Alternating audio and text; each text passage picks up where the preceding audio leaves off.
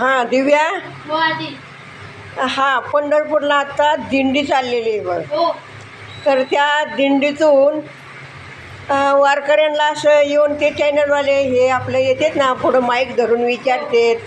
तर तसंच एका वारकऱ्याला असं विचारलं की बाबा तुम्ही किती दिवस झालं वारीला येता. तर त्या माणसानं सांगितलं त्याच्या खांद्यावर 3 वर्षाचा मुलगा होता. त्या माणसानं सांगितलं ह्या मुला एवढा होतो तेव्हा वडील मला आणायचे, तेव्हापासून मी येतो. तेव्हा ते चॅनलवाले म्हणले मग तुम्हाला देव दिसला का. तेव्हा ते माणूस म्हणला देव दिसला नाही मला, तुम्ही मुंबईत राहता, मी खेडेगावात राहतो. हो आजी.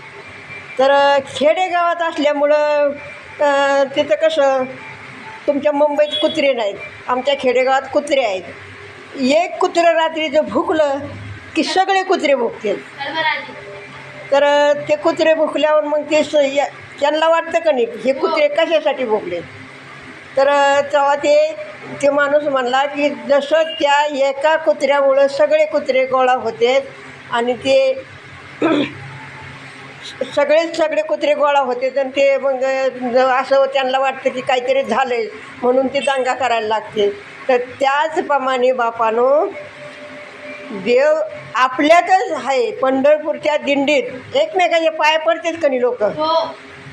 तर लहान थोर कोणी बी असो पाया पडतात का नाही. हो.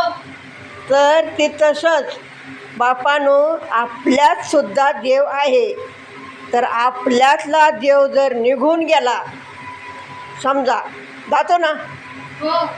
तर आपल्यातला देव निघून गेला तर लगेच काय होतं आहे 4 खांदे करी 5वा मडके धरी बाबा निघाले देवा घरी. आहे की नाही बरोबर. बरोबर आहे. मग यासाठीच देव आपल्यातच आपण बघायचा.